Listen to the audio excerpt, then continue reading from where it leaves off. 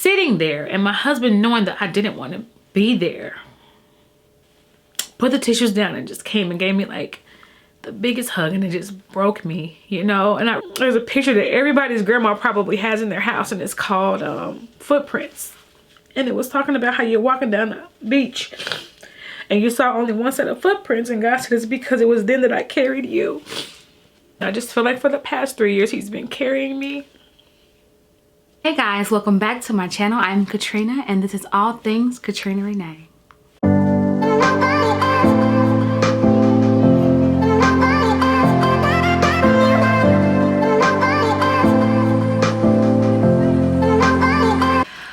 You guys, so today's video is not an easy video to do. I have honestly avoided doing this video. I'm going to talk to you guys today about how I dealt with and the things I dealt with after losing my mom 3 years ago, what that did to my relationships, what that did to my relationship with God, with religion, and what it did to me. So if you have not dealt with this type of death or had not had a death that has affected you in any way, you may not understand the things that I'm going to say. You may not even agree with them.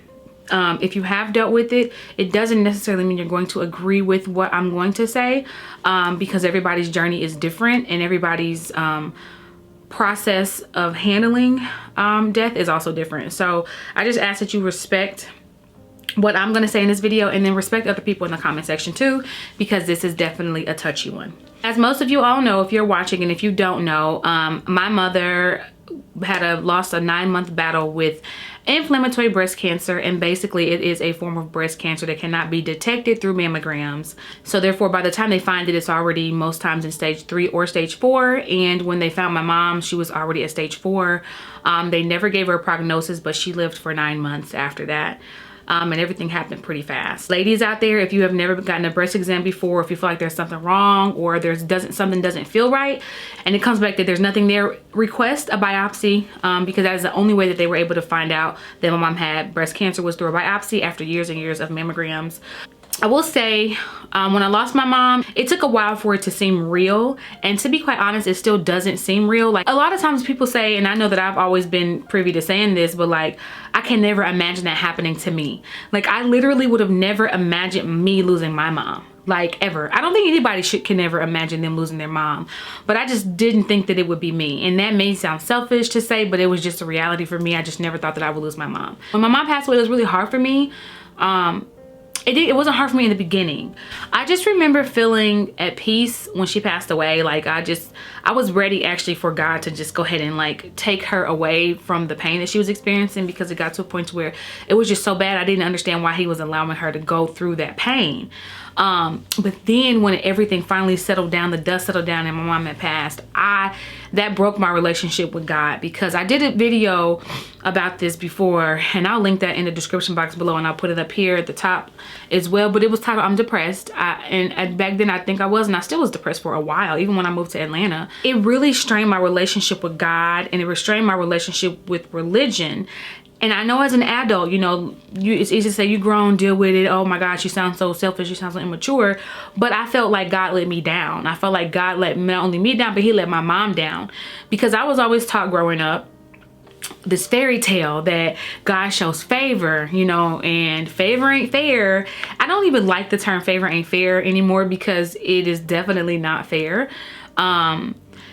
But I also thought that because my mom was a faithful servant, he would show her favor. And I just felt like he did not. At the time, I felt like God did not show her any favor, you know, by putting her through something such as cancer, and then giving her one of the worst form of cancers, and then it's stage 4. So to watch somebody who was a faithful servant suffer, to me, once she was gone, it just broke me down, because my mom was the reason why I even was in church. She was the reason why I even had, you know, knew about God and Jesus and all that stuff. And so when she left, I just felt like I need time for this to make sense to me. And so I don't want to go to church, because it's a lie. Like, I don't feel that now. I felt that then though. Like, it's like this whole thing that God is a just God and all that. Like, I really was disappointed and hurt, and I didn't believe that anymore. I didn't believe that all those things people were saying, you know, were true, because why would you take her? Like, I was confused. And I still do feel like sometimes, why did you take her? But I'm not mad at God, and I've turned back to God, and I never denounced God, and I never will do that. But I just needed to understand some things and go through my own form of grieving, and then let God show himself to me. God doesn't owe me anything, and I know that he doesn't owe me anything at all. But I also felt like I owed it to myself to grieve, and that was my form of grieving. My way of grieving was like, I'm not about to go do this, because mommy did everything you're supposed to do and God still took you away. And for that, right now, I can't deal with God. I can't deal with religion. I can't deal with any of that stuff. And y'all, honestly, for 2 years, I didn't go to church. Even now, there are some things that I deal with that I just want someone to, you know how like back in the day they had Bible study, and they still have Bible study now, but I need in-person Bible study, and my church is not physical right now. So that's something that I need to just reach out directly to, and I'm working on that. I'm at the point now where I want to reach out. For the longest I didn't want to, but I'm at the point now where I want to reach out. I want understanding, I want all that. But even for a while, I just know I'm going to be crucified in the comments, and I've already had my talks with God, and I've had my talks with God for years, and God knows my struggles with those types of things. But for the longest, I was just like, I didn't even want to say nothing in his name, because I just felt so let down, you know. And I really felt like in that moment, if anything, I'm gonna just talk to my mom, and she's the closest. I knew this physical woman on this earth. I knew her, and she was close to God, and she had a relationship with God, and now she's even closer to him. So I'm gonna just talk to my mom and ask her if she could talk to God on my behalf. And you know, as I healed, and as I am still healing, I realized that that was anger, and that was hurt, and that was pain, and that was being rebellious because something didn't work out the way that I wanted it to, or something didn't work out the way that I thought it should work. I didn't think it was fair that, you know, she's no longer here anymore, and it was all of a sudden.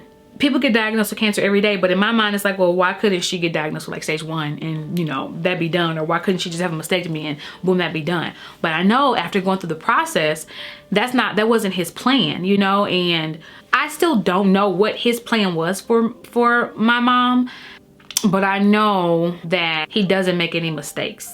And if this taught me nothing else, it taught me that God does everything for a reason. He makes no mistakes, and everything has a purpose. Death is inevitable, and it's gonna happen. You know, nobody's gonna be here forever.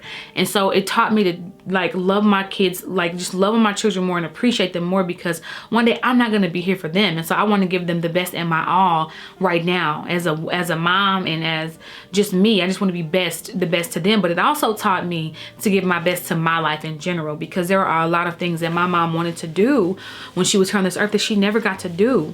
And I feel like I'm honoring her by doing everything it is that I would want to do for myself and for my children. You know, I just hope that that's making her proud. I took that experience to just teach my daughters that I'm not going to be here forever, and God is going to take me when my job is done. So know that if God does take me early, or earlier than you expected, and it's unexpected, it doesn't mean it won't hurt, but know that I did what I was supposed to do while I was here on this earth, and God saw fit to bring me home. I'm still reminded of how amazing she was, and I'm not just saying she was amazing just to say it. My mom was truly an amazing woman, and again, that's what I'm striving to be to my daughters, and just to myself, as an amazing woman.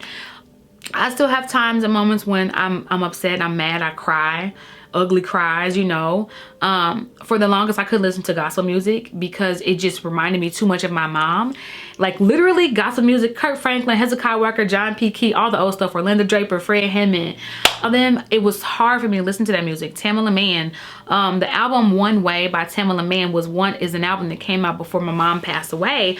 Or not before she was diagnosed. And she got diagnosed, and I remember listening to the album, and I reached out to her. I said, Mom, you need to listen to this entire album. This entire album was written just for you.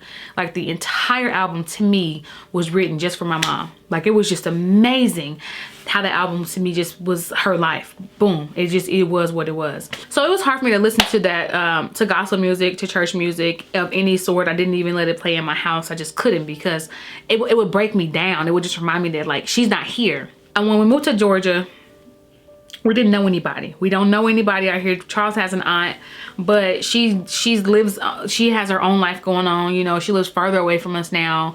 So, you know, she was like, what I did when I first moved here, I didn't know anybody. I went to church. I joined a church. Well, I didn't want to join a church because I wasn't still at that point at the moment in my life where I even wanted to deal with any of that stuff.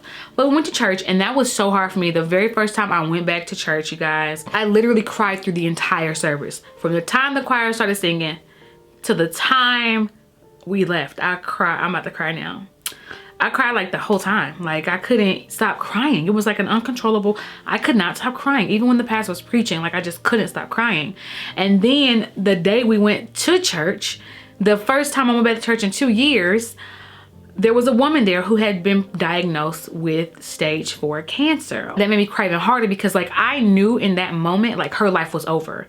Like, there's, as much as we want to be optimistic and God got it, God also has his own plans. And so I knew when he said stage 4 cancer, I was like, she's not gonna be here long. Like, I just knew she wasn't gonna make it. That made me sad even more. So I'm like, I'm at church for the first time. I'm sitting here, I'm crying my eyeballs out. I can't even hear what the pastor is saying. I can't sing none of these songs because it brings too much memories and then the hurt and the pain. And now at the end of the service, this woman is diagnosed with stage 4 cancer, and you could just hear her kids over there crying out, and I couldn't do nothing but cry even harder. I was like, oh God. But I left and I went back again, and I did the same thing the next time. I cried my eyeballs out so hard that I was like one of these one of those cries where an usher of the church,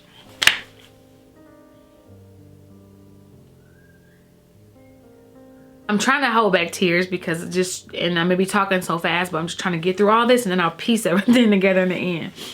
But I remember going back the second time and sitting there, and my husband knowing that I didn't want to be there. And I cried the entire time, and this usher just kept bringing me like tissues. I'm sorry. Hold on. So the usher of the church kept bringing me tissues so I can wipe my eyes, and they were just drenched. So she just finally like put the tissues down and just came and gave me like the biggest hug, and it just broke me, you know. And I remember my sister saying that she didn't like people hugging her because it made her cry even more, you know. And that's how I felt when I hugged her. You know, I hadn't really hugged anybody but my kids. And so when I finally got like a hug when somebody knew I was like in my lowest point, and she didn't even know. She didn't know what I was going through, why I was crying. She just knew that I needed to be held in that moment. And I just let her hug me, and I just like released all my weight on her, and she just held me up, and I just had the biggest, best cry that I had in such a long time. And I was in front of thousands of people. But even then I didn't understand a lot, you know, about death and about my mom being gone, and you know, why us. And you know, even now, as much as I've learned to cope and deal with this, I still feel lost and I still feel lonely sometimes. The thing that keeps me going are my children, because I know that just like I want my mom and I yearn for her to be here, my children yearn for me, and so I have to be there for them. But I don't cry in front of my kids. I don't cry in front of Charles because I just feel like they will never really truly understand. And it could be moments where I'm doing perfectly fine and then I'm not, you know, and I don't want to put a damper on their day or a damper on their lives. And so I deal with a lot of this in silence, you know. And then the end of the year, like the last 90 days of the year, to me, back, you know, I used to always tell Charles, the last 3 months of the year are my favorite time of year. It's just such a great feel-good time. Like my mom made sure that we, even as adults, you know, we just carried her traditions over when we got older. But we always made the last 90 days of the year very special and very important. Christmas was really big. Thanksgiving was really big. It was really big. Even Halloween, we didn't celebrate Halloween growing up because my mom was super churchy. So like we went to like Hallelujah night where we went to church, and they would sometimes let us put on a costume at church and they would give us like bags of candy and stuff. But it was like always special to me. In these past 3 years, it hasn't been. It's always been like a time of just like sorrow and pain, and like it's not the same because it's not the same. And it puts me in this mood where I don't want to, this mode where for literally, you guys, 90 days, and it's crazy, I don't want to talk to anybody. Because I don't want to make anybody else sad. I don't want my energy to bring anybody else down. And so I just kind of go into this cocoon and just like try to make sure that I blossom at the beginning of the year, you know, because I know those last 3 months are hard. I know I felt really guilty because I didn't want anything that my mom did for us growing up to be in vain. So her relationship with God and how she raised us in the church, and then for me to turn my back away from it, it was like, there's got to be a lesson here somewhere, because I know that she didn't waste her time in church, you know, all these years just for me to turn my back on all her hard work. Like there's something in this, you know? And so I'm actually glad I went back to the church, because we ended up joining that church and finishing our new membership class, and then COVID hit. Then I couldn't go to church at all. But now I listen to these songs, y'all. I listen to church music again. I don't know any new church songs, but I listen to the stuff that I remember listening to with my mom. So the names I rattled off earlier, and I don't care if I cry during it. I don't care if I shout during it. I'm gonna do whatever I feel in that moment. And it just makes me feel so close to her. Like when I listen to these certain songs, and I actually listen to the words and I apply them to my life. And like yesterday I was cleaning up and I listened to this song. It was a song by Commissioned, I believe, and it was called Running Back to You. And my brother used to sing that song growing up in church, and I never really listened to the words like that. Like I just sang the song, but the words apply to me because I just feel like I am running back to him. And the amount of grace and favor that God showed me through this entire process that I've been through. He still loved me even when I didn't know how to love him back.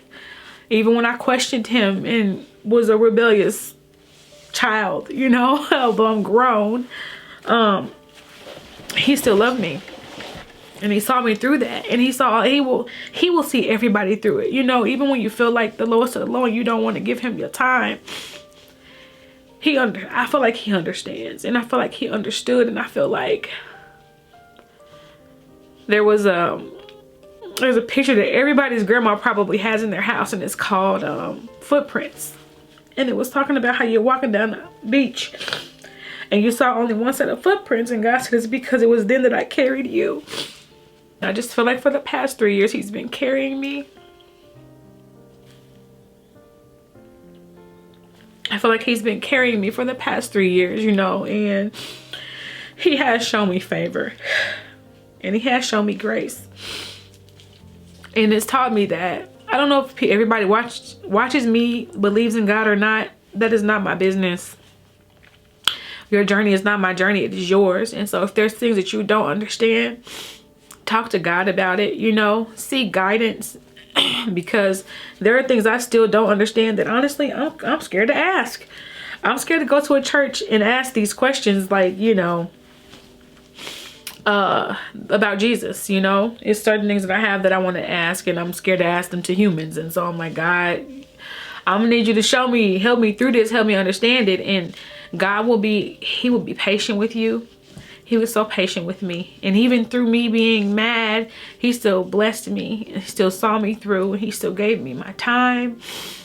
And for that, I would just forever be grateful, you know. I'm still learning. I'm still learning to just trust in him, trust and lean on him. And I'm still learning to live without my mom.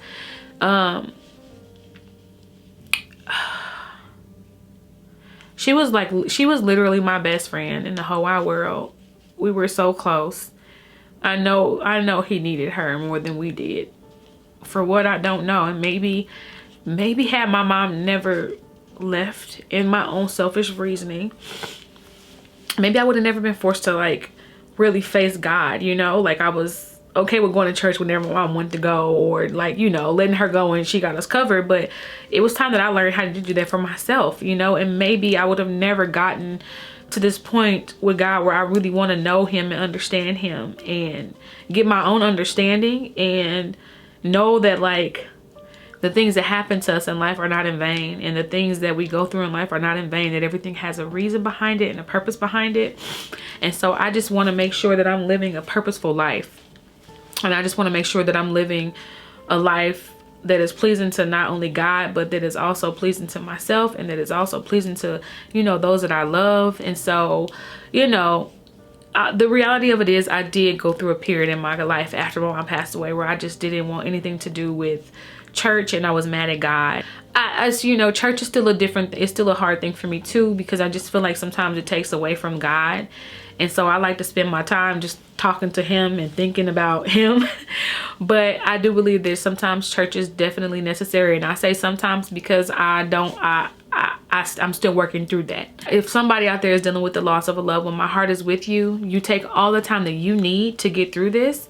Try to stay as positive as you can and wake up in the morning with a smile on your face. And when you have those moments when you can't be strong or you don't want to be strong, take that time and be with that emotion and be with that feeling and get it out, because it is very healing.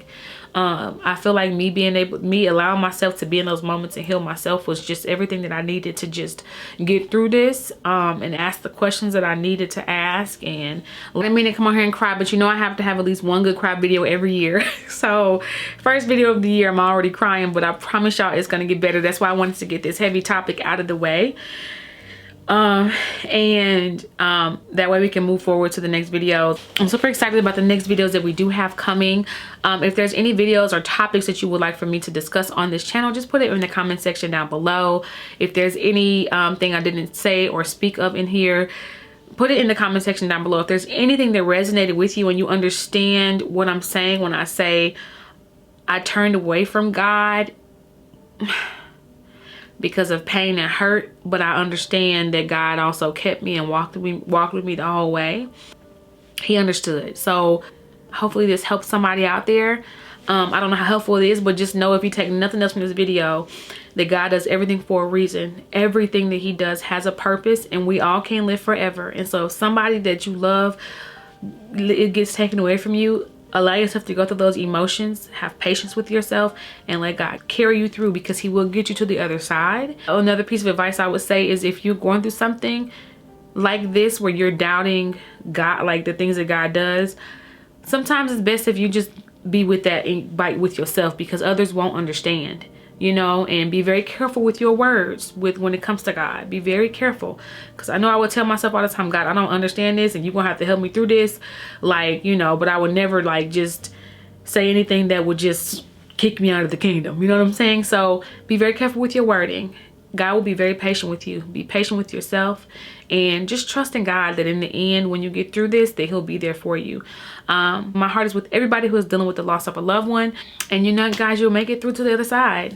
He makes no mistakes, and I'm excited to see where my relationship with God goes and grows. And I'm ready to take on the challenge. I'm still emotional about it, but I'm ready. Anyway, guys, the next video will be completely different from this, and God is working with me and on me. Truly, I could truly say that he's working with me and on me. So give me some time and be patient with me as well. But I will see you guys in the next video. Don't forget to check out Sunday's vlog, and I will see you guys next week. Bye. I can focus, I just need to focus on myself.